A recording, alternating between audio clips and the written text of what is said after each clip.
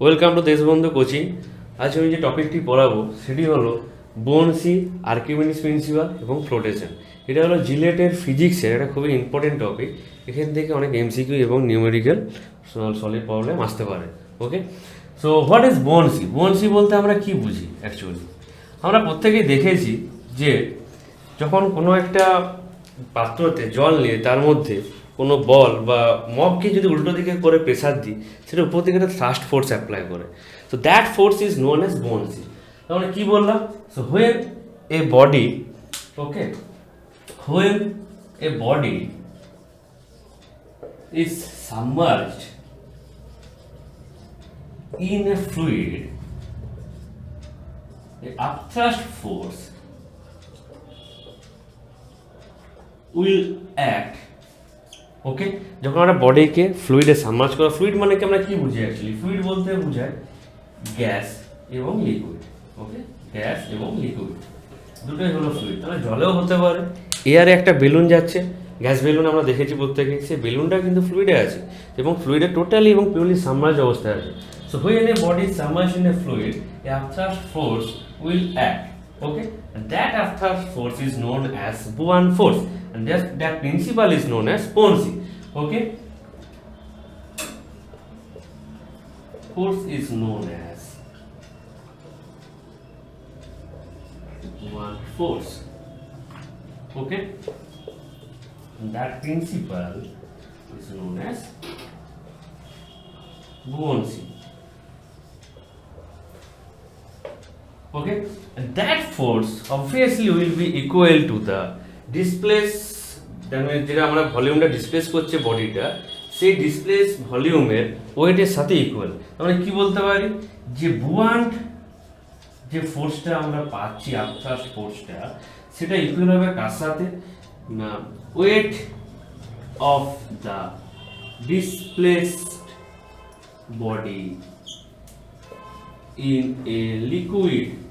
ওকে, তাহলে আমি যদি একটা ছবির সাহায্যে ডিসক্রাইব করি, ধরে নিচ্ছি এখানে একটা বল আছে যেটা উপর থেকে এয়ারের মধ্যে পড়ছে।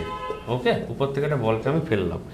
তো এই বলটা নিচের দিকে, আমি জানি যে সময় একটা সেলফ ওয়েট থাকে যেটা কাজ করে ডিউটি গ্র্যাভিটি, এবং সেই ওয়েটটা আমি যদি ধরে নিই ডাব্লু, এবং তাহলে এই যখন নিচের দিকে পড়ছে এয়ারের মধ্যে, মিডিয়াম হচ্ছে এয়ার, উপর দিকে একটা আপথ্রাস্ট ফোর্স কাজ করবে। সেই ফোর্সটাকে আমরা ধরছি বুয়ান ফোর্স, যেটাকে আমরা ডিনোট করছি এফবি দিয়ে। এই যে বুয়ান ফোর্স লিখে যেটা ডিনোট করছি আমরা এফবি দিয়ে। ওকে, তো কি বললাম যে এই যে এফবি ফোর্সটা বা বুয়ান ফোর্সটা, এটা কতটা হবে না wait of the displace body in a liquid. এই যে বডিটা বা স্ফিয়ারটা বা বলটা যতটা ফ্লুইডকে ডিসপ্লেস করে রেখেছে, এই জায়গায় যদি বলটা না থাকে, ধরে নিয়ে যে পরিমাণ এয়ারটা ডিসপ্লেস করে রেখেছে, তার যে ওয়েট সেইটা কাজ করবে হচ্ছে, সেটাকে বলছি মানে বুয়ান ফোর্স, এবং প্রিন্সিপাল হচ্ছে বুয়ান্সি। তাহলে এখানে নেক্সট একটা পাবো আমরা centre of buoyancy. What is centre of buoyancy? Okay, centre of gravity আমরা প্রত্যেকেই জানি মোটামুটি। যে সেন্টার অফ গ্র্যাভিটি বলতে আমরা কি জানি? যে কোনো বডির তার টোটাল ওয়েটটা যে পয়েন্ট দিয়ে পাস করে বা কাজ করে ফোর্সটা, তাকে বলা হয় সেন্টার অফ গ্র্যাভিটি। তো সেন্টার অফ বুয়ান্সিও কিছুটা তাই। কেন বলছি কিছুটা তাই? আমি যদি ধরে নিই বডিটা যে পরিমাণ ফ্লুইডটা ডিসপ্লেস করে গেছে, তার ওয়েটটা, ওকে, সেই ওয়েটটা যে পয়েন্টে কাজ করছে, কার ওয়েট বলছি? অবশ্যই যে লিকুইডটা বা ফ্লুইডটা যেটা ডিসপ্লেস করে গেছে তার ওয়েট। ওকে, যে ভলিউমটা ডিসপ্লেস করে গেছে, কখনোই আমি কিন্তু অবজেক্টটার ওয়েট বলছি না বা অবজেক্টটা সিজি বলছি না। তাহলে সেই পয়েন্ট দিয়ে যখন ফোর্সটা কাজ করছে, বুয়ান ফোর্স, সেই পয়েন্টটাকে বলছি আমরা কি? সেন্টার অফ বুয়ান্সি, বা পয়েন্টটার নাম দিয়েছি আমরা এখানে বি।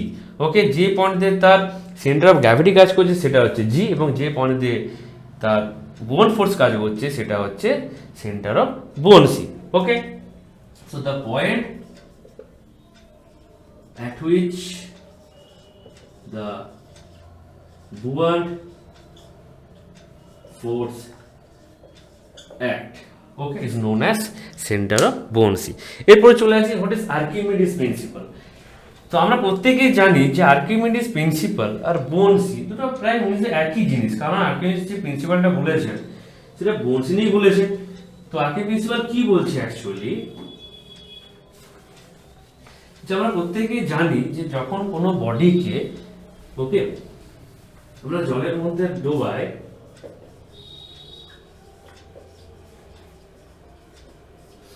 তখন তার অ্যাপারেন্ট ওয়েট আমরা একটা পাই, মানে ওয়েট লস্ট হয়, তাই তো? কোনো একটা বডিকে যখন আমরা এখানে ডোবাচ্ছি, ওকে, যদি আমরা এখানে একটা জল নিই পাত্রে এবং একটা বলকে ডোবাই এবং এখান থেকে যদি আমরা তার ওয়েট চেক করি, যে ওই যে বডিটার ওয়েট এয়ারে যতটা আছে, যখনই সেটা জলে ডোবাবো তখন তার কিন্তু ওয়েট কমে যাবে। ওকে, তো সেই ওয়েটটা যে লস্ট হচ্ছে, লস অফ ওয়েট, ওকে, সেটা সমান কি হয় না weight in air minus weight in liquid.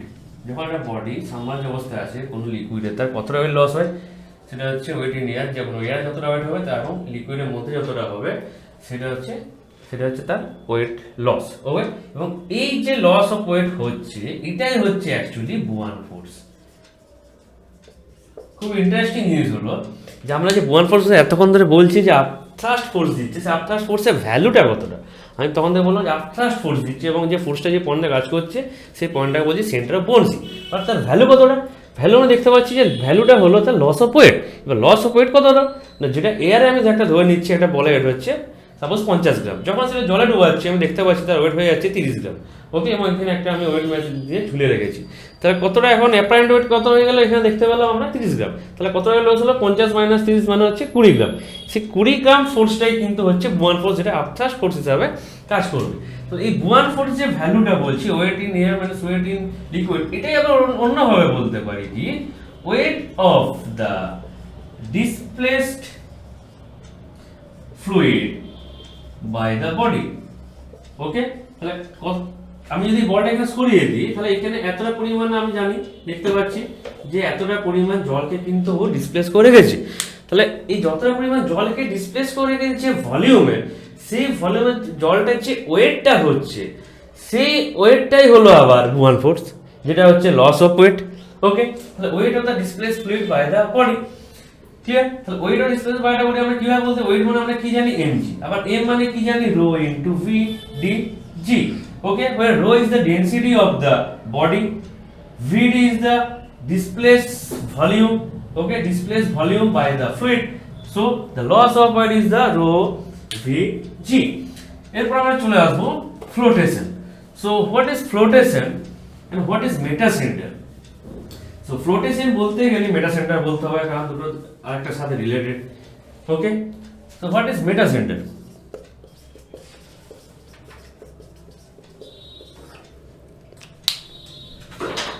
তো মেটা সেন্টার বলতে আমরা কি বুঝি, যখন কোনো একটা বডি, ওকে,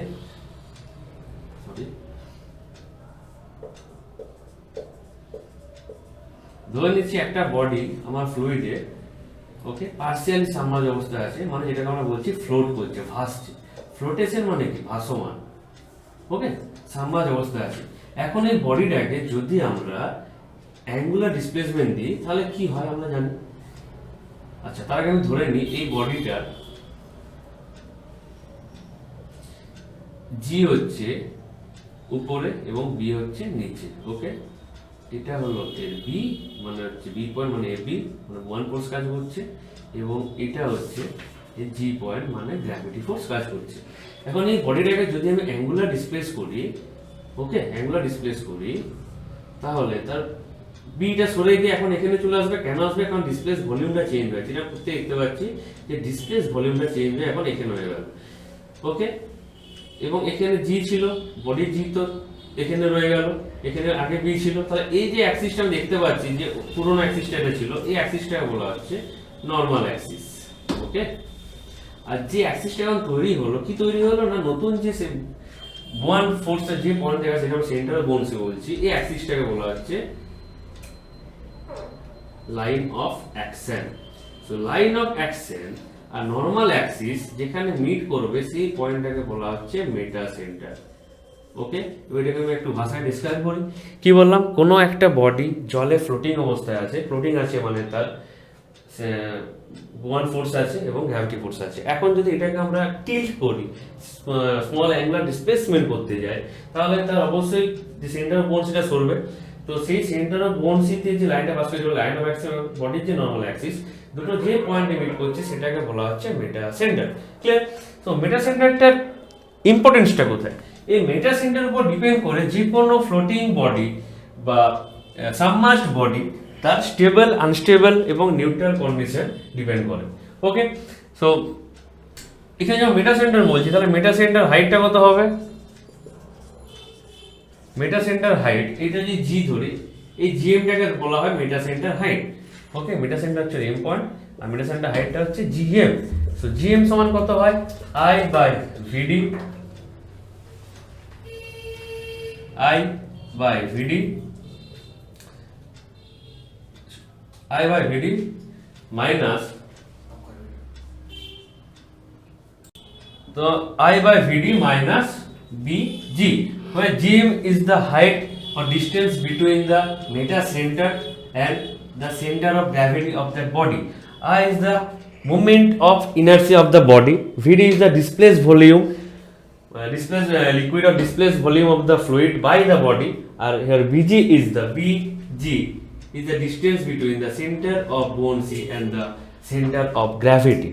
Okay, next আমরা যেটা পড়বো সেটা হচ্ছে ফ্লোটিং বা সাবমার্জড বডির condition. Okay, equilibrium condition, equilibrium condition for submerged body. প্রথমে আমরা সাবমার্জড বডি করে নিই, সাবমার্জড বডির ইকুইলিব্রিয়াম কন্ডিশন। ওকে, সো আমরা জানি যে কোনো বডি ইকুইলিব্রিয়াম কন্ডিশন বলতে তিনটে হয়, তার স্টেবল, আনস্টেবল এবং নিউট্রাল।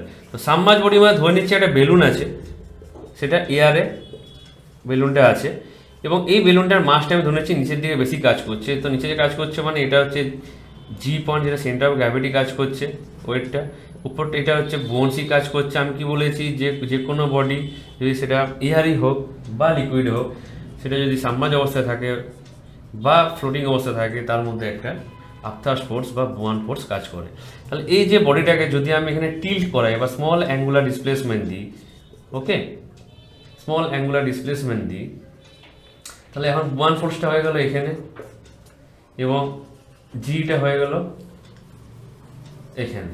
ওকে, তাহলে এখন কি দেখতে পাচ্ছি এখানে একটা রেস্টোরিং কাপেল তৈরি হচ্ছে, রেস্টোরিং কাপেল তৈরি হচ্ছে, এটা অপোজিট, আমরা যে রোটেশনটা দিচ্ছি তার অপোজিট একটা কাপেল তৈরি হচ্ছে এবং এটা অবশ্যই হতে হবে যখন FB সমান W, FB সমান W and there will be a restoring couple, okay, which is opposite to the angular displacement. তখন এই ইকুইলিব্রিয়াম কি হবে? এটা আগের অবস্থায় ফিরে চলে আসবে, এটা আগের অবস্থায় ফিরে চলে সোজা হয়ে যাবে এবং এই কন্ডিশনটাকে বলি আমরা স্টেবল ইকুইলিব্রিয়াম।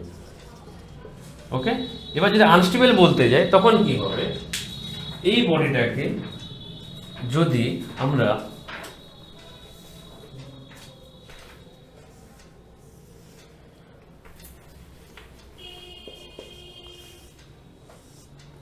উপর দিকে আমি মাসটা করে দিই, তাহলে এখানে জি কাজ করবে, ওকে, এবং এখানে কাজ করবে বুয়ান ফোর্স FB। তখন যদি আমরা এটাকে রোটেশন করাই বা রোটেশন না বলে যদি অ্যাঙ্গুলার ডিসপ্লেসমেন্ট করাই, তখন কি হবে? এখানে কোনো রেস্টোরিং কাপেল তৈরি হবে না এবং যে কাপেলটা তৈরি হবে সেটা সেম ডিরেকশনে কাপেল তৈরি হবে। ওকে, সেম ডিরেকশনে কাপেল তৈরি হবে এবং কি করবে? দেখতে পাচ্ছি এখানে যে রেস্টোরিং কাপেল কোনো তৈরি হচ্ছে না, সেম ডিরেকশনে কাপেল হবে, তাই যেদিকে আমি রোটেশন করেছি সেদিকেই ঘুরে যাবে এবং এই কন্ডিশনটাকে বলা হয় আনস্টেবল ইকুইলিব্রিয়াম, আনস্টেবল ইকুইলিব্রিয়াম। এবং অবশ্যই এটার জন্য প্রত্যেক ক্ষেত্রেই বলছি FB সমান W হতে হবে। আর একটা হলো নিউট্রাল, 3 নম্বর যদি বলি নিউট্রাল ইকুইলিব্রিয়াম, সেটার ক্ষেত্রে কি হয়? যখন G পয়েন্ট এবং B পয়েন্ট একসাথে একই পয়েন্টে কোইনসাইড করে যায় তখন তাকে বলা হয় নিউট্রাল ইকুইলিব্রিয়াম কন্ডিশন। ওকে, এটা হলে কি হয় যে বডিটা যখন যেদিকে আমি টিল্ট করাচ্ছি বা অ্যাঙ্গুলার ডিসপ্লেসমেন্ট দিচ্ছি, বডিটা সেই অবস্থাতেই রয়ে যাবে, আগের অবস্থায় ফিরে আসবে না এবং সেখান থেকেও কোনো ওভারটার্ন করবে না, সেই অবস্থাতেই রয়ে যায়, এটাকে বলা হয় নিউট্রাল ইকুইলিব্রিয়াম। এবার হচ্ছে equilibrium condition for floating body. Floating body, floating বডির ক্ষেত্রে ইকুইলিব্রিয়াম কন্ডিশন কি হবে? তিনটে হয়, কি বলেছি এখানে হচ্ছে স্টেবল। সো স্টেবল ইকুইলিব্রিয়াম কখন হয়? এই যে ছবিটা আমরা এখানে রেখেছি দেখতে পাচ্ছি, যদি এম পয়েন্টটা, ওকে, এখানে আমি ধরে নিচ্ছি লোড, এখানে একটা ওয়েট আছে এক্সট্রা, তার জন্য জিটা অবশ্যই উপরে আছে, এখানে বি কাজ করছে এবং এম পয়েন্টটা যদি জি এর উপরে থাকে, তাহলে কি আমরা দেখতে পাচ্ছি যখন আমরা এখানে রোটেশন দিচ্ছি, তাহলে যে কাপেলটা তৈরি হচ্ছে, এখানে যে কাপেলটা তৈরি হচ্ছে, রেস্টোরিং কাপেল তৈরি হচ্ছে। ওকে, রেস্টোরিং কাপেল তৈরি হচ্ছে, ক্লিয়ার? এই বরাবর কাপেলটা একে কি করবে, আগের অবস্থায় ফিরিয়ে নিয়ে চলে আসবে। লোডটা আছে, তাহলে কোনো জাহাজ যদি চলতে চলতে সেটা যদি টিল্ট হয়, অ্যাঙ্গুলার ডিসপ্লেসমেন্ট হয়, এবং যদি এম পয়েন্ট, অবশ্যই মেটা সেন্টার পয়েন্টটা যদি জি এর উপরে থাকে, তখন সেটা আগের অবস্থায় ফিরে চলে আসে এবং সেটাকে বলা হয় stable equilibrium. So stable equilibrium কখনো হয় হোয়েন এম ইজ অ্যাভাব জি। ওকে, তো এটা হলে কি হবে, আগের অবস্থা আবার ফিরে চলে আসবে। বাট আমি যদি বলি আনস্টেবল ইকুইলিব্রিয়াম, আনস্টেবল ইকুইলিব্রিয়ামের ক্ষেত্রে কি হবে, when M is below G. Below G হওয়া মানে কি, তখন আমি ধরে নিচ্ছি জি পয়েন্টটা এমন জায়গাতে আছে যেটা হচ্ছে এম এর নিচে। ওকে, এম এর নিচে, এখানে ধরে নিচ্ছি জিটা আছে এবং এখানে এম পয়েন্টটা কাট করছে। ওকে, তখন কি হবে, এখানে হচ্ছে সেন্টার অফ বোনসের কাছে, তখন কি হচ্ছে যে কাপেলটা তৈরি হবে সেটা কিন্তু ওখানে রেস্টোরিং কাপেল হবে না, যেদিকে অ্যাঙ্গেল ডিসপ্লেসমেন্ট হয়েছে সেদিকেই আবার ঘুরে যাবে। তো জাহাজটা কি হবে, ওভারটার্ন করে যাবে, ঘুরে যাবে, আগের অবস্থায় কিন্তু ফিরে আসবে না। সেটা কখন হবে, হোয়েন এম ইজ বিলো জি, যখন এই পয়েন্টটা জি এর নিচে থাকবে। এবং 3 নাম্বার হলো নিউট্রাল ইকুইলিব্রিয়াম। ওকে, নিউট্রাল ইকুইলিব্রিয়ামের ক্ষেত্রে কি হবে, when M will coincide with G, যখন জি এর সাথে কোইনসাইড করবে। যদি এম আর জি একটা পয়েন্টে মিট করে যায় তাহলে কি সমস্যা হবে, এখানে এম আছে, এখানে জি আছে, কোনো কাপেলই তৈরি হচ্ছে না। তো কাপেল যদি তৈরি না হয়, ওকে, যদি কাপেল তৈরি না হয় তাহলে সেটা তো আগের অবস্থায় আর ফিরে আসবে না, এবং যে অবস্থায় ওটা অ্যাঙ্গুলার ডিসপ্লেসমেন্ট হয়েছে সেখানেই রয়ে যাবে। তো জাহাজ ওইভাবে অ্যাঙ্গেলেই কিন্তু চলতে থাকবে। এই হলো নিউট্রাল ইকুইলিব্রিয়াম। সো এটাই হয়ে গেল বুয়ান্সি, আর্কিমিডিস প্রিন্সিপাল এবং ফ্লোটেশনের একটা ছোট টপিক। আজকে এতটাই, থ্যাংক ইউ।